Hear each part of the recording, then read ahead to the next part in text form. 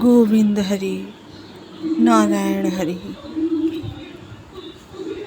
तस्वीर देखकर मैंने कहा कि कृपया मुझे इस तरीके की तस्वीरें मत भेजा करें, और उसी के साथ मैंने आशाराम बापू का जिक्र किया।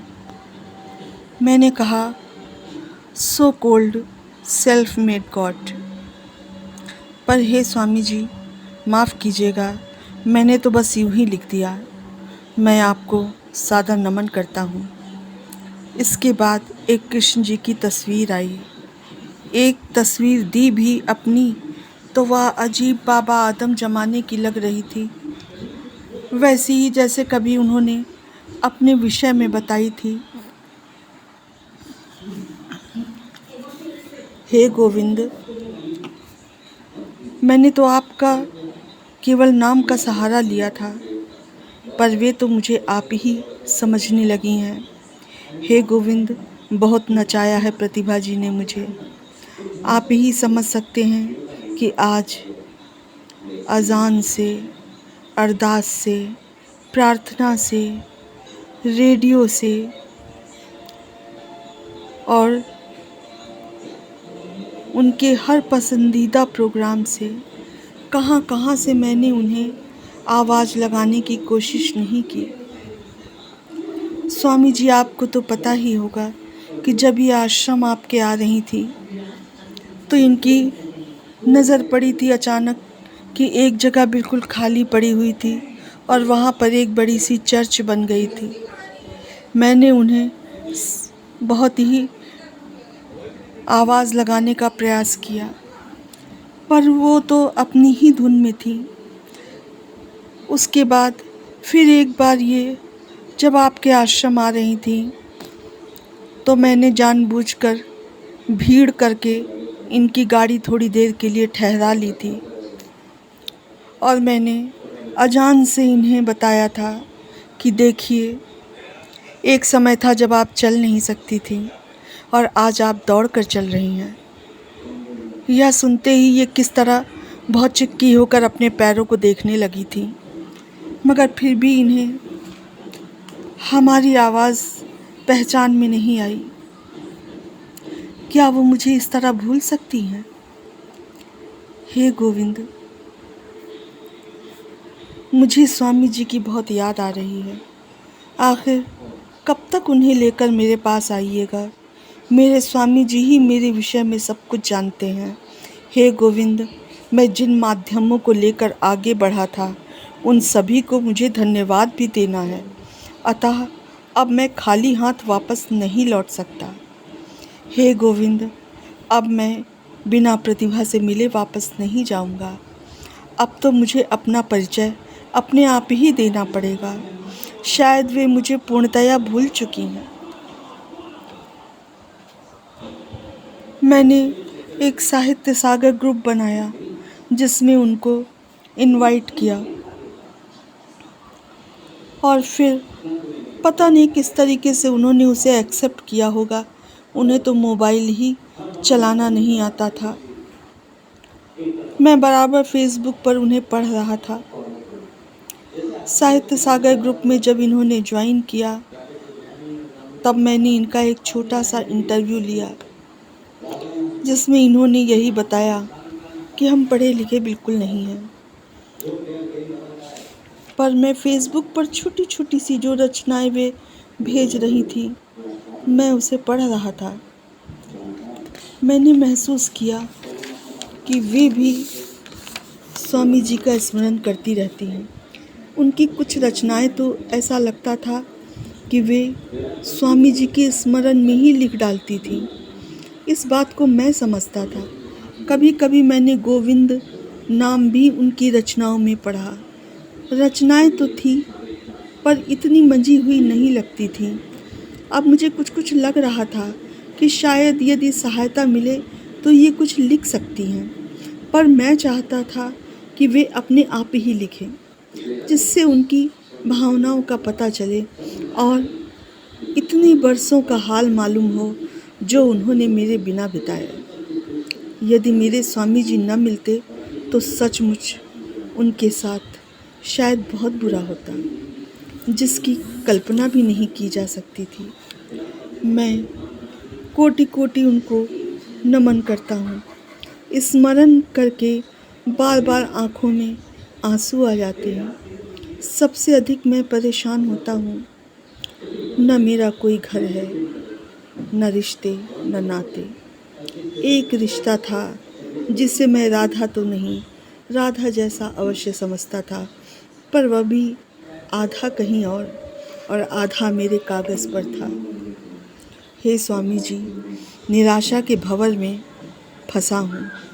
कोई आशा की किरण नहीं दिखाई पड़ रही है। यदि मैं उसके सामने जाकर अपना पूरा नाम बता भी दूँ, तब भी कहीं उन्होंने हमें ना पहचाना तो मेरी बची हुई उम्मीदें भी टूट जाएंगी।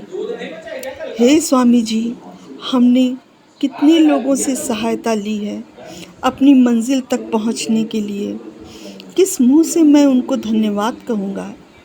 हे स्वामी जी, किसी तरह से उन्हें मेरा नाम याद दिला दीजिए। अब तो आप अच्छी तरह समझ ही गए होंगे कि मैंने किसी बुरे इरादे से उनको पत्र नहीं भेजा था, पर वे मुझे नहीं समझ पाईं। मैंने वैसे तो कोई गुनाह नहीं किया, पर हाँ, एक गलती हमसे अवश्य हुई है। प्रतिभा जी को तो मैं जानता हूँ, बातूनी है, पर उमेश जी के प्रति मुझसे अवश्य अन्याय हुआ है। वे जैसे ही अपने घर में पहुँचते थे, मैं जल्दबाजी में प्रतिभा जी को मैसेज भेज देता था। मैं सोचता था कि अब मोबाइल उन्हें मिल गया होगा, पर वो वक्त ऐसा होता था जब प्रतिभा जी उमेश जी से हालचाल पूछती। रात रात भर मेरे मैसेज देने से भी कभी उमेश जी नाराज़ नहीं हुए। प्रतिभा जी तो बड़े सुरक्षात्मक तरीके से बात करती थी, पर उमेश जी सीधे सच्चे और जो कुछ भी दिल में आता था बोल देते थे। सचमुच मैं उमेश जी के लिए कह सकता हूँ, सत्यम शिवम सुंदरम। और मैं उनसे क्षमा मांगना चाहता हूँ कि मैंने उनके साथ ज़रूर ज़्यादती की है। अब परेशानी आगे यह थी कि जब भी कभी प्रतिभा जी से बात करना चाहो, पता चलता था कि वे रेडियो में व्यस्त हैं, रेडियो पे गाने सुन रही हैं। बात कोई करे तो कैसे करे। मैंने सोचा कि क्यों ना मैं रेडियो कंपनी ही खोल देता हूँ। मैंने प्रकाश नाम से रेडियो कंपनी खोली थी। यूँ भी मैं पहले भी प्रकाश नाम से रेडियो निकाल चुका था, पर अब की बार मैंने उनके राशन के सामान के बोरे में और जहाँ भी उनकी नज़र पड़ती थी, मैंने सब जगह प्रकाश डलवा दिया कि अब तो उन्हें मेरी याद ज़रूर आएगी। पर हमें कोई भी ऐसा संकेत न मिला कि उन्हें मेरी याद आई हो। मैं अनिल शर्मा बनकर मैंने उनको फ्रेंड रिक्वेस्ट भेजी, अपने साहित्य और संगीत के मिशन के बारे में बताया। मैंने सोचा कि साहित्य सागर में तो इस वक्त लिख रही हैं, तो शायद हमारे मिशन से भी जुड़ेंगी। पर इन्होंने कुछ रचनाएं भेजी। मैंने कहा था आप रचनाएं भेजिए, संशोधन मैं करूँगा। कुछ रचनाएं तो इन्होंने मेरे पास भेजी, फिर अचानक से रचनाएं भेजना बंद कर दिया और पता नहीं कहाँ मुझे हर्बलाइफ और ये सब बहुत सी चीज़ें हमें बताने लगी। अतः मैंने व्हाट्सएप से अपने आप को ट्वीट कर लिया। तभी साहित्य सागर में एक विषय मिला था, मेरा पहला प्यार, और मुझे पता था कि ये लिखेंगी ज़रूर, और वही हुआ। इन्होंने लिखा, और क्या लिखा। बचपन से हमारा साथ था, एक अनजाना सा प्यार था। कैसे बताऊं इस बुढ़ापे में कि वो मेरा पहला प्यार था। बेगानी दुनिया हंसेगी हम पर, बेखौफ ताने कसेगी जमकर। जरा बूढ़ा की शक्ल तो देखो, मरती हैं अब तक अपने पहले प्यार पर। फिर भी आज हमको मिला है मौका, हम भी लगाएंगे प्यार का छौका। लिखने का अवसर हमें भी मिला है, प्रेम की गहराइयों में चलाएंगे नौका। अरे हे भगवान, मैं डिलीट पर डिलीट करता जा रहा था और ये है कि बार बार लिखती चली जा रही थी। एक छोटे से मोबाइल में लोगों को मैसेज लिखने में इतनी परेशानी होती है और ये इतनी लंबी लंबी कविताएं छोटे से मोबाइल में लिखती चली जा रही थी। ना तो उमेश जी की चिंता थी और मेरा तो खैर कहीं जिक्र ही नहीं। क्या लिखना चाह रही थी? हमने पूरा नेटवर्क घुमा दिया। मेरे पास शिकायतें आने लगीं नेटवर्क प्रॉब्लम की। आखिरकार रिलायंस कंपनी ही बंद हो गई। पर आजकल की नई नई तकनीक से ये वाकिफ़ तो है नहीं, पर हमने पता कर लिया कि इन्होंने एयरटेल का सिम डलवा लिया है। मैंने अपने नाम से जो रेडियो कंपनी प्रकाश खोली थी, वे उसमें बाकायदा गाने सुन रही थी।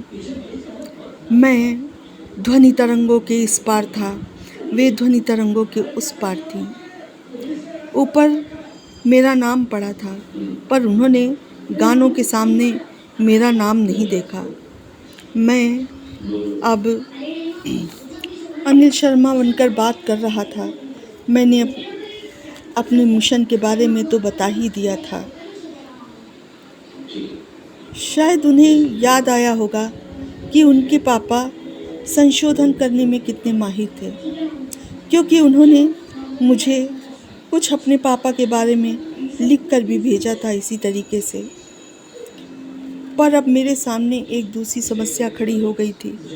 मैं 3-4 जगह से अकेले कैसे बात करूं? वो तो धड़ाधड़ रचनाएं कभी गोविंद जी को, कभी अनिल जी, तो कभी साहित्य सागर में इतनी जगह जवाब दे रही थी। पर मैं इतनी जगह से कैसे जवाब देता? आखिर मैं 3 कैसे बन जाऊं? प्रभु, वो भी काम की बात नहीं करती हैं। कैसे हैं? आपकी गज़लों का काम हो गया? कहाँ तक मैं एक साथ 3 जगह से जवाब देता? मैं अकेला फेसबुक संभालूं या रेडियो या न्यूज़पेपर? हर जगह तो इनकी टांग अड़ी है। सबसे अधिक तो मैं तब परेशान हो जाता हूँ जब ये हर मैसेज बॉक्स में अपनी वो कहानी सुनाने लगती हैं जो मैं खुद जानता हूँ। चाहे जितना मना करो, वो कहानी क्या मेरे लिए तलवार हो गई थी। जहाँ जहाँ मैं जाता था वो कहानी तलवार की तरह पीछे पीछे दौड़ रही थी। मैं भी याद कर रहा था उन दिनों की जब प्रतिभा जी मेरे हर मैसेज पर दौड़ कर आती थीं और मैं बराबर मैसेज पर मैसेज करता था गुड्डू बनकर। एक बार तो उन्होंने मैसेज में लिखा था, गुड्डू जी, आज आपने मुझे रुला दिया। खुद कृष्ण बन गए और मुझे माँ यशोदा की याद दिला दी। आखिर ऐसा कौन सा रिश्ता था मेरा उनके साथ? उमेश जी की परवाह नहीं करती बच्चों की तो बात अलग है। हे प्रभु, मेरा उद्देश्य यह हरगिज़ नहीं है कि मैं गढ़े हुए मुर्दे उखाड़ूं, पर मुझे इस बात का बहुत अफसोस है कि प्रतिभा जी तो अपना रूप बदलती रहती हैं। मुझे इन पर बिल्कुल विश्वास नहीं है, पर उमेश जी ने कितना संघर्ष किया है। मैं उनसे अवश्य क्षमा मांगना चाहता हूँ, पर प्रभु, थोड़ा थोड़ा डर रहा हूँ कि कहीं पहले की तरह तबीयत न खराब हो जाए उनकी, वरना उमेश जी को बेवजह बहुत परेशानी होगी। पर हे प्रभु, आज दिल से मैं उनके लिए प्रार्थना करता हूँ। कभी उन्होंने पढ़ाई को अभिशाप कहा था, आज वही उनके लिए वरदान बन चुकी थी। मैं जानता हूँ कि अब उनकी तबीयत कभी नहीं खराब होगी, क्योंकि उनके हाथों में पूजनीय गुरु जी की,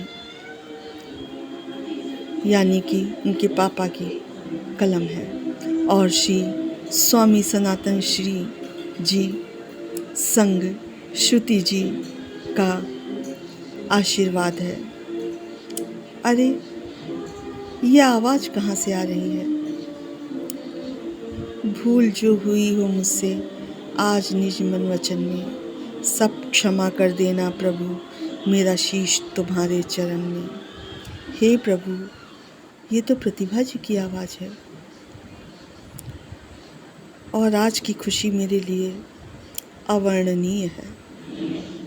अब मैं अपनी इस कहानी को यहाँ पे विराम देता हूँ और मैं अगले भाग में जब मिलूँगा तो इस कहानी का एक नया रूप होगा, एक नया रंग होगा, जो कि ईश्वरीय दुनिया से उतर करके जब इस समाज में आती है तो इस कहानी का रंग क्या होता है, रूप क्या होता है।